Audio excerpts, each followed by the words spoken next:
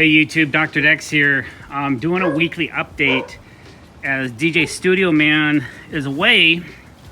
So wanted to kind of give you an update on our current deck project just to stay current on some things. So this deck that we're doing out front on this house has two different levels. We went ahead and framed the lower level first because we didn't want to have to walk through and around all this to get to this.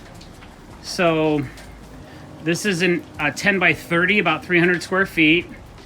It's fully framed. We have all of our ladder blocking in for our surface borders. We leave the outside of the deck long, so as we lay our decking, we can finish on a full width board. Now that's really important to us. We just don't make the deck, we don't max it out and make it as big as we can and have a 1-inch piece or a 1/2 inch board or something like that on the outside of the deck. We want to finish with full boards. So we'll cut this, once we have the decking laid to about here, then we'll measure, chalk a line, cut all this straight.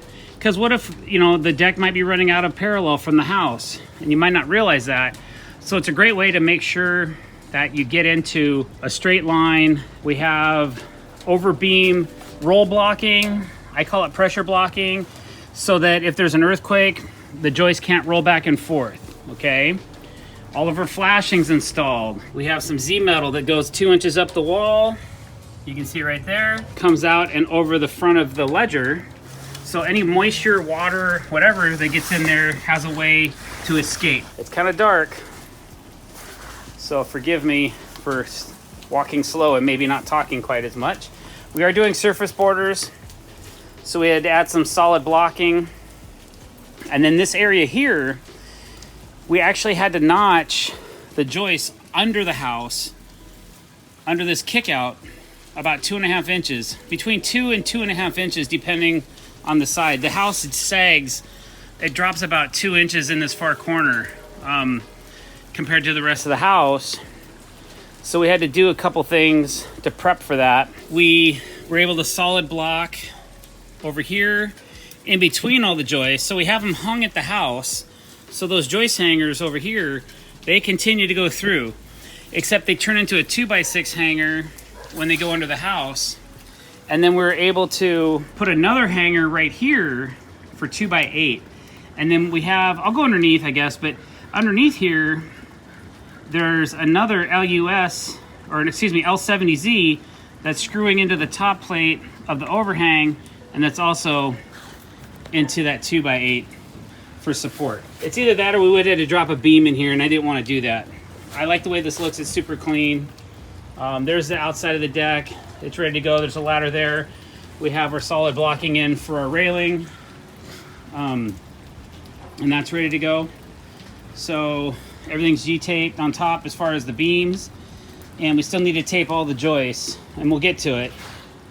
We'll get to it, but not yet. I think I'll go ahead and crawl under the deck and take a look at what I did under there, and that'll kind of conclude that. Okay, so here's underneath that overhang.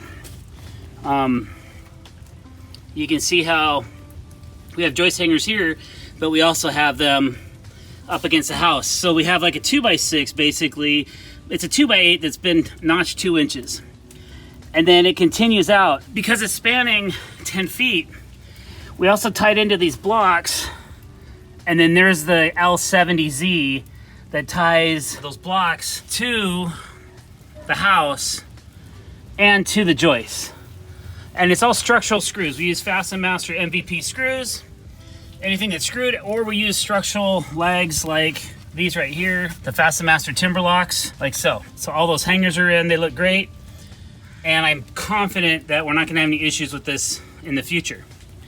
Okay, let's get out of here and I'll show you the rest of the deck. All right, so once we got the lower deck done, we started framing the main deck, upper deck. We were able to get some more of the Simpson hardware installed. As you can see here, that gives us a positive beam to post connection. We have those installed, and I got my layout done, which is the important thing, so we know where all our joists go along both beams, and we'll be able to install those joists tomorrow and get them locked in. So then we'll be able to get the shape of this deck. This deck has a curve, and then we'll be able to start solid blocking that and making things happen. So there is your weekly update. If you have any questions or comments, leave them below. Don't forget to hit that subscribe button and the bell icon if you want to be notified when we're putting out new content. Thanks for watching, guys. Have a great day.